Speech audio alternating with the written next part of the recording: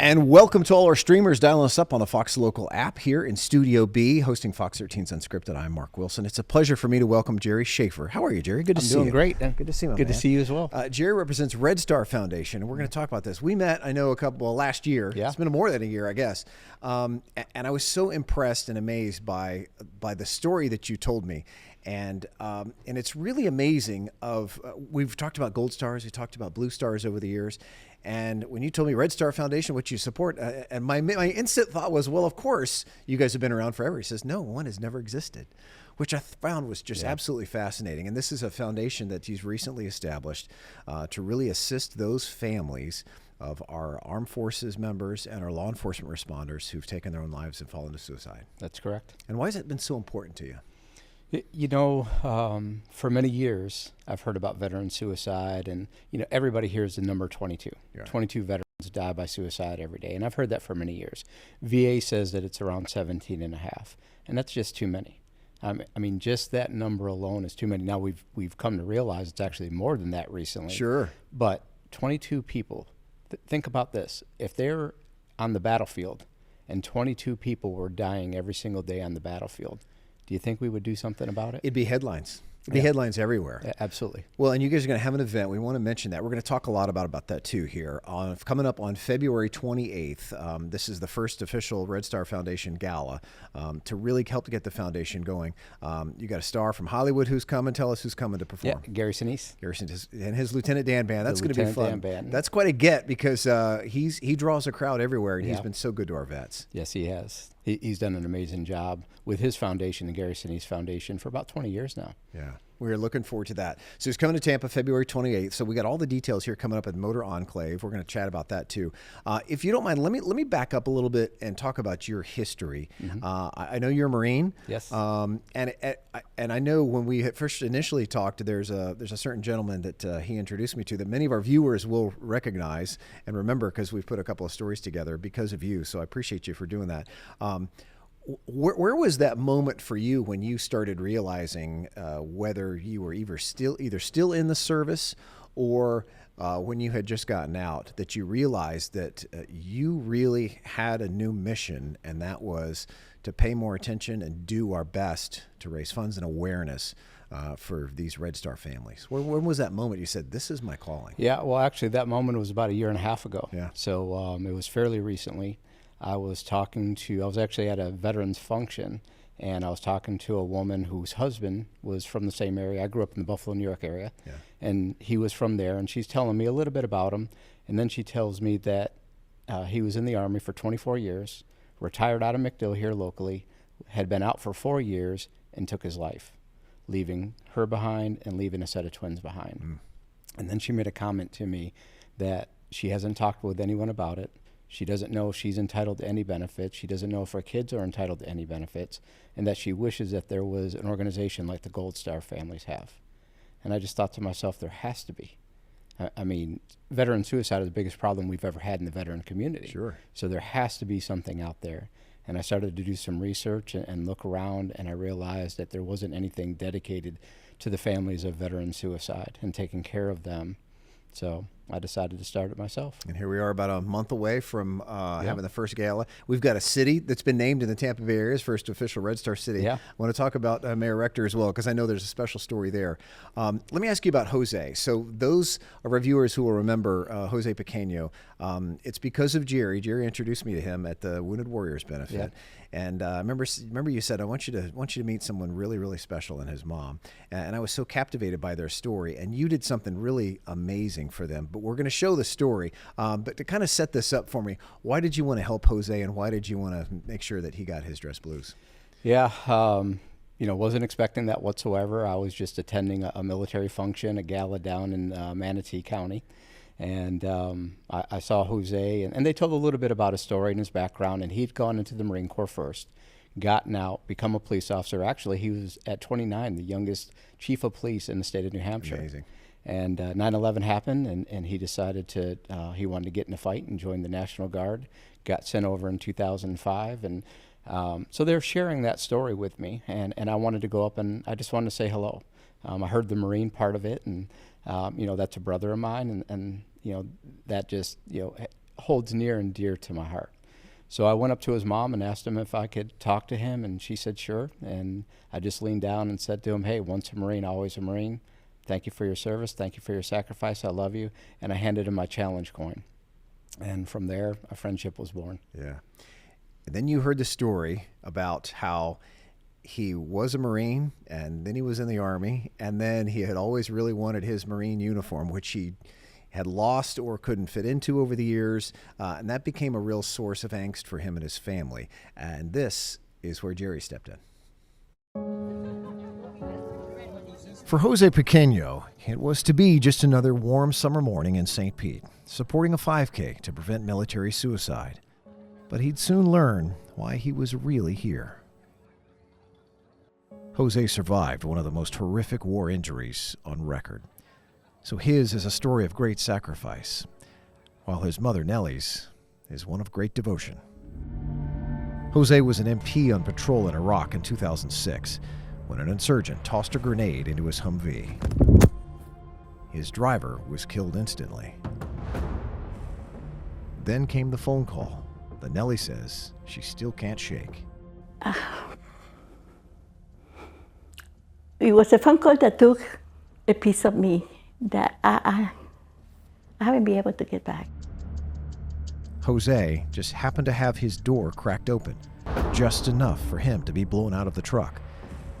But the entire left side of his head was gone.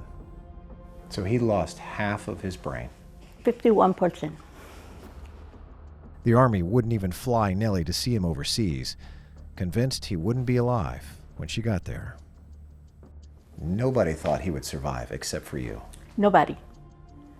Good or bad, there's always a purpose. And I believe in that always. And I said, he's going to live. Hi.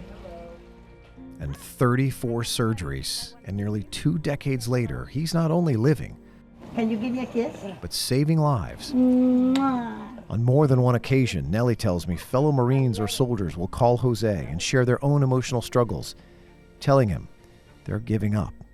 I used to translate back to him. He's telling you no, he's crying, don't do that. And it worked every time. It's not just saving life, it's just giving purpose to people. If you can do that, they look at him and say, who am I to not want to do things if he's fighting for his and doing this? Still, Jose's heart wasn't whole. Long before he became the youngest chief of police in New Hampshire at 29 years old and then joined the Army National Guard, Jose followed his father and grandfather, joining the Marine Corps first out of high school. He used to say, that's the uniform I want to wear. And when they were invited to a military ball last fall, they realized he no longer had his Marine dress blues. Jose started crying. Jose just started crying. Still, they went and bumped into Jerry Schaefer, a Marine running a foundation to prevent veteran suicide.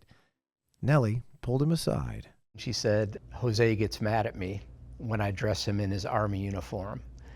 And I said, well, why is that? And she said, because he wants to wear his Marine uniform. And I said, well, why doesn't he wear it? And she said, he doesn't have it any longer and he's outgrown it. And so I immediately just looked at her and said, well, I'm going to get him a set. We got a special presentation. You don't want to miss this. 4 months later, Jose's reaction will tell you everything. So these are for you, buddy.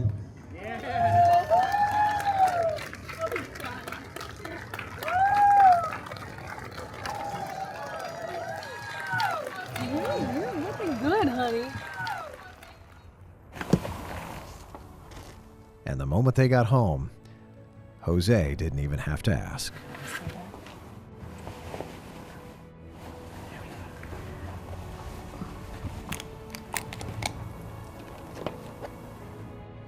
He's so handsome. He's gone through so much pain. And I have prayed so long. But I think I wouldn't change it for the world. I wouldn't change it at all. Right? Right. You said right. Still protecting his comrades, and now inspiring us all. a truly amazing man, and what an incredible mother he has. Absolutely.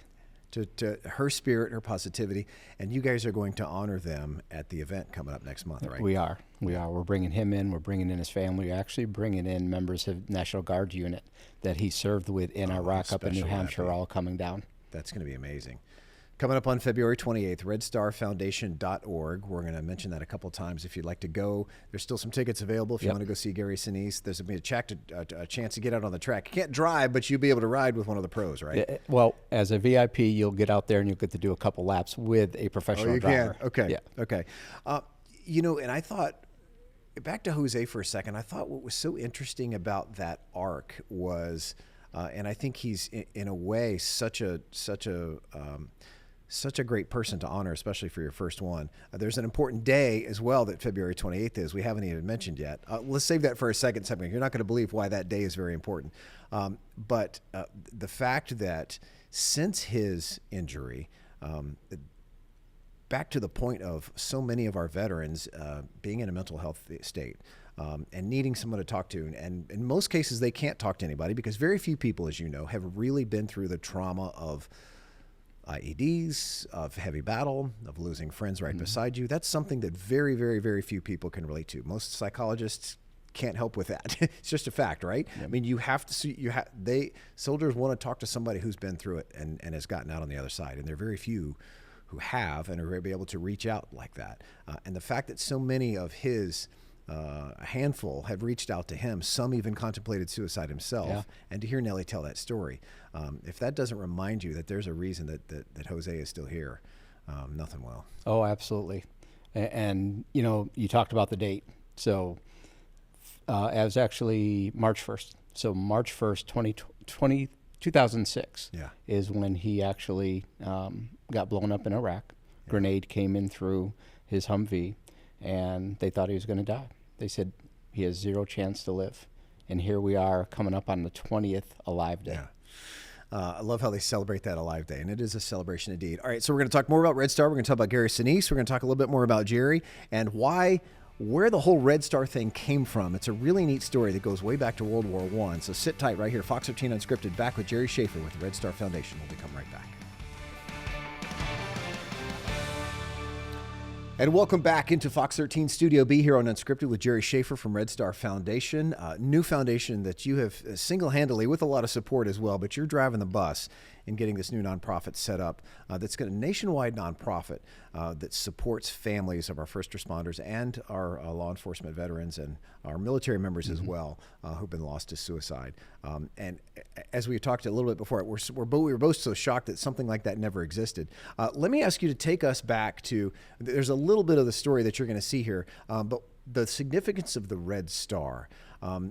We know the Blue Stars initially were first those in service, and we know what the Gold Stars have been. And there was never a Red Star, but it was your idea to say, wait a minute, let's just take this a step further so we can have that sort of community support that our Gold Star families have had. Yeah. So what ended up happening is when I was looking at starting a nonprofit, I didn't know what to call it. Had no idea, hadn't given it any thought. I literally had put this together within 2 days. And so as I'm trying to think of a name, I'm thinking of the Gold Star. Gold Star has a blueprint, and they have networks, chapters all over the country, and I'm like, well, we should use that blueprint, do the same thing, but for the next of kin of veteran suicide. And I'm like, well, we need to have our own banner then. And I'm got my Photoshop out. I immediately thought red, because red, white, and blue. There's already a blue star. I'm like, well, okay, a red star.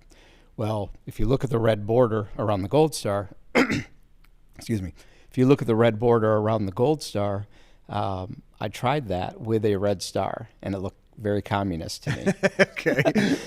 So I decided not to enough. go that direction, and so I started playing with it, and I used a green star and a purple star and a brown star, and I tried all these different colors for the star portion of it, and it just didn't look right. It didn't look patriotic. It just didn't fit. And so I went back to the red star, and I'm like, what can I do? And so I decided to change the outside border to blue, and that's what we have today. And matter of fact, just last night, I got an email from Congressman Bergman's office, U.S. Congressman, who's also a 3-star Marine general, who is writing a bill, and they sent me the final copy last night, and they're getting ready to submit it in order to adopt the Red Star banner officially. That's amazing. And that would be into Congress, right? That is in Congress, yes.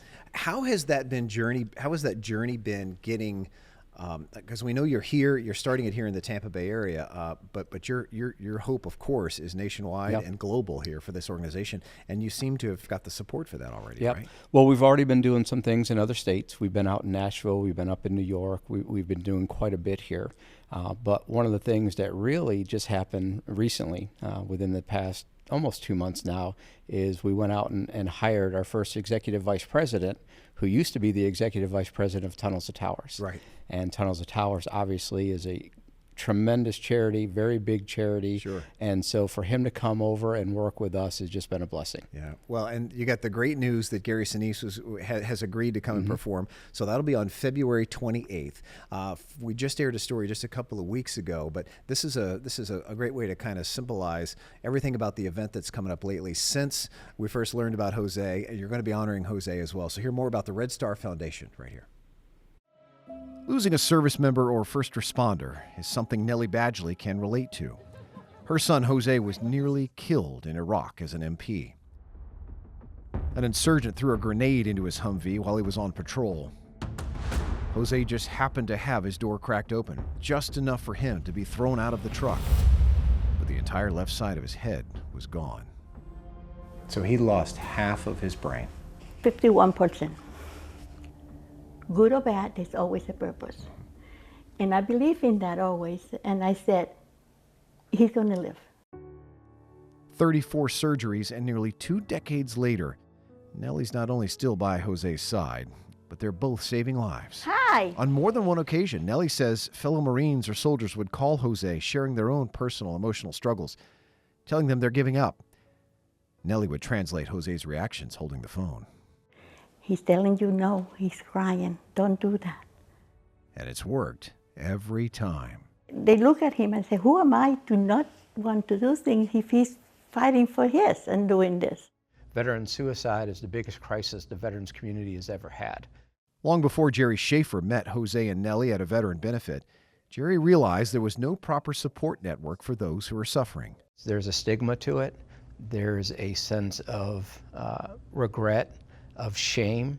And the numbers are alarming. Veterans Affairs reports 17 veterans die by suicide every day. But a new independent study by America's Warrior Partnership estimates that number may be as high as 44 veteran suicides per day. And while 102,000 veterans have died in combat since 1950, 150,000 veterans have been lost to suicide since the VA started tracking them in 2001.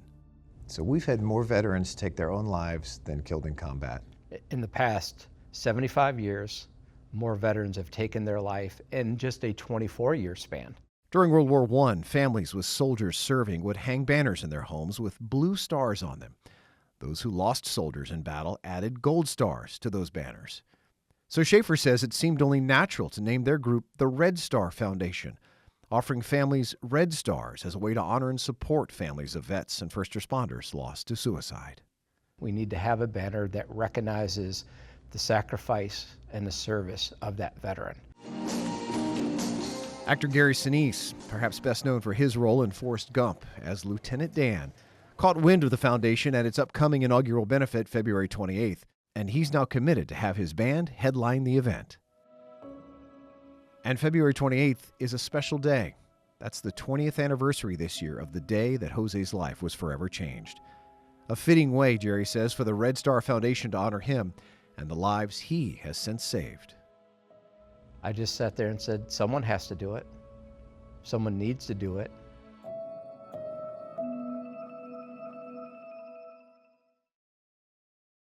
Challenge coin is great too. It's just a great image, and I still keep going back to those numbers. And I remember when you were sharing with me some of those numbers, and we got more of them from the VA as well.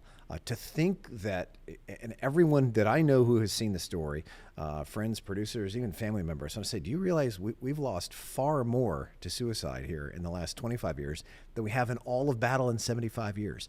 That to me is just a number that needs to be out there. People really need to understand. That really gives you the scope of the magnitude of why this is such a serious issue. Yeah, and it's even worse. I mean, we talk about the 22 a day or the 17 and a half the VA mentioned. Well, the America's Warrior Partnership did a 5-year deep dive study, and they said it's 44 a day. So if you take that 44 a day for the entire year, you're looking at 16,000. And over the last 25 years, you're looking at over 300,000 veterans, not 150,000 that we thought. So it's triple the number of KIAs we've had since the Korean War. So your goal with the foundation then, say 5-10 years from now is what? We're obviously hoping to raise the level of communication. We need more people to talk about it, which I told you is why one thing I'm passionate about. The media hasn't talked about it very much over the years, and I think that's a mistake because mental health needs more discussion, and I think we're a little bit better in our society today about recognizing that we need to have conversations about this. But the next step then is the support for the families as well, which, as you mentioned, there hasn't been a lot of. Yeah, you hit the nail on the head. I mean, there's a stigma that comes along with suicide. There's shame, there's guilt, there's a lot of emotions, and people don't want to talk about it. The families don't want to talk about it.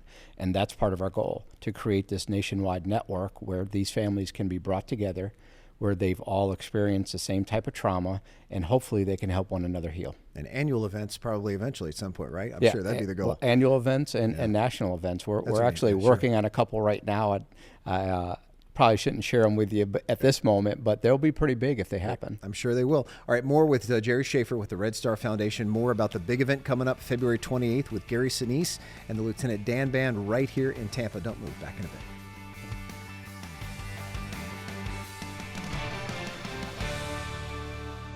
And welcome back into Studio B, Fox 13 Unscripted. We appreciate you dialing us up on the stream on our Fox Local app. Jerry Schaefer's back with us from the Red Star Foundation.